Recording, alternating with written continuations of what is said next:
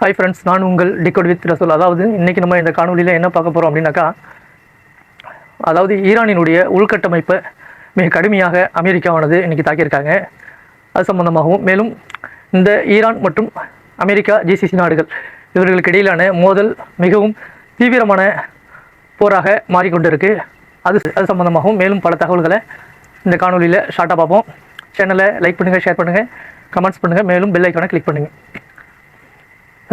அதாவது ஏற்கனவே இந்த ஒப்பந்தங்கள்லாம் போட்டிருந்தாங்க இல்லைங்களா, அமைதி ஒப்பந்தம், அந்த ஒரு 14 அம்ச திட்டங்கள் அதெல்லாம் போட்டு தான் பேச்சுவார்த்தை நடத்தாங்க. இப்போ எல்லாமே அது வந்து முறிவடைஞ்ச நிலையில் போயிடுச்சு அப்படின்னு சொல்லிட்டு இன்றைக்கி ஏற்கனவே அமெரிக்கா அதிபர் டொனால்ட் ட்ரம்ப் அவர்கள் செய்தியாளர் சந்திப்பில் ஏற்கனவே சொல்லிட்டாரு. இன்றைக்கி ஈரானும் அது சம்மந்தமாக சொல்லியிருக்காங்க. அதாவது ஃபஸ்ட்டு லெபனானில் தாக்குதல் செய்யக்கூடாது அப்படின்னாங்க, அதுலேயே தாக்குதல் செஞ்சுட்டாங்க இஸ்ரேல். அதே மாதிரி பொருளாதார தடைகள்லாம் நீக்கியிருந்தாங்க, இப்போ திரும்பவும் பொருளாதார தடைகள் அவங்க மேலே போட்டுட்டாங்க. அதேமாதிரி ஸ்ட்ரைட் ஆஃப் ஹார்முஸ்லேயும் அவங்க எல்லையை மீறிட்டாங்க. அதேமாதிரி ஈரான் மேலே உள்கட்டமைப்பு மேலே தாக்குதல் செய்ய மாட்டேன் அப்படின்னு சொல்லியிருந்தாங்க. அதுலேயும் இப்போ மீறி அனைத்து பகுதிகளிலும் பரவலாக தாக்குதல் செஞ்சு எல்லாத்தையும் மீறிட்டாங்க. அதனால் வந்து இனி இந்த ஒப்பந்தங்கள் செயல்படாது அப்படின்னு சொல்லிட்டு அறிவிப்பும் கொடுத்துட்டாங்க. பார்த்திங்கன்னா உள்கட்டமைப்பு மேலே எந்த தாக்குதல்களும் பண்ணாமல் தான் அந்த கடற்கரை ஓரமாக உள்ள பகுதிகளில் தான் ஒரு 4 நாளாக நம்ம பார்த்துருக்கோம். அந்த தாக்குதல்கள் எல்லாமே அந்த கடற்கரை ஓரமாக உள்ள தீவுகளில் தான் நடந்துகிட்டு இருந்துச்சு. இன்றைக்கி பார்த்திங்க அப்படின்னாக்கா அந்த ஈரானினுடைய தெற்கு பகுதிகளில் உள்பகுதிகளையும் தாக்குதல் செஞ்சு மிக கடுமையான சேதங்களை ஏற்படுத்தியிருக்காங்க. அதாவது தெற்கு விமான நிலையங்கள், பள்ளிக்கூடங்கள் மற்றும் ஹாஸ்பிட்டல், அதே மாதிரி அவங்களுடைய ரேடார் சிஸ்டங்கள்லாம் இருக்கிறது இந்த கடற்கரை ஓர பகுதிகளில் தான். அங்கேயும் தாக்குதல் செஞ்சுருக்காங்க மற்றும் உள்பகுதிகள்லையும் தாக்குதல் செஞ்சுருக்காங்க. அதே மாதிரி பார்த்திங்க அப்படின்னாக்கா ஐதுல்லா அல் காமினி இப்போ அடக்கஸ்தலம் பண்ணியிருந்தாங்க இல்லைங்களா, அந்த மாதிரி சிராக் அந்த பள்ளியினுடைய மிக அருகில் வந்து ஒரு தாக்குதல் ஒன்று செஞ்சுருக்காங்க.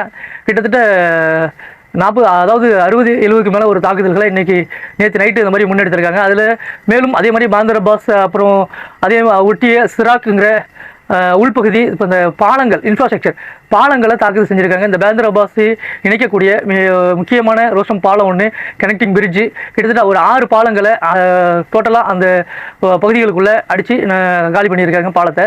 அதே மாதிரி பள்ளிக்கூடம், அப்புறம் இந்த மருத்துவமனைகள், மெயினாக வந்து முக்கியமானது மருத்துவமனை, அந்த மருத்துவமனையிலேயே இன்றைக்கி தாக்குதல் செஞ்சுருக்காங்க. அதனால தான் ஈரான் வந்து இது வந்து முடிவடைஞ்சிருச்சு அப்படின்னு சொல்லிட்டு இதுவரைலாம் அவங்க சொல்லாமல் தான் இருந்தாங்க. இன்றைக்கி ஓப்பனாக சொல்லிட்டாங்க. அதே மாதிரி பார்த்திங்க அப்படின்னாக்கா இந்த பாந்தர் அப்பாஸ், குஷம் ஐலாண்டு,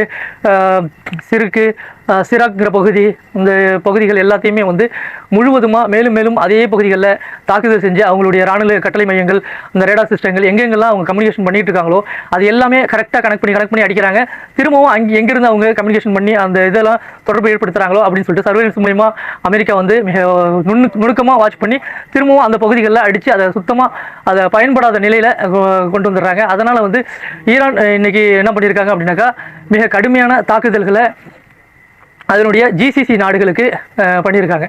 அதாவது குவைத்து, பஹ்ரைன், ஐக்கிய அரபு எமிரேட்ஸ், ஜோர்டான், திரும்பவும் அவங்களுக்கு வந்து ஜிசிசி நாடுகள் தான் அந்த பகுதிகளில் இருந்து தான் இராணுவ தாக்குதல்கள் செஞ்சுட்டு இருக்காங்க அப்படின்னு சொல்லிட்டு அடிச்சிருக்காங்க. பார்த்தீங்க அப்படின்னாக்கா அதே மாதிரி பார்த்தீங்க அப்படின்னாக்கா ஜிசிசி நாடுகள், அதாவது குவைத்து, கத்தார், பஹ்ரைன், ஜோர்டான் ஆகிய நாடுகள்லேயும் இருக்கக்கூடிய பாதிப்புகளை நாளைய வீடியோவில் உங்களுக்கு நான் தெளிவாக சொல்கிறேன். இடையில் ஒரு சின்ன வேலை வந்திருக்கு, வேலை காரணமாக இந்த வீடியோவை ஷார்ட்டாக முடிக்கிறேன்.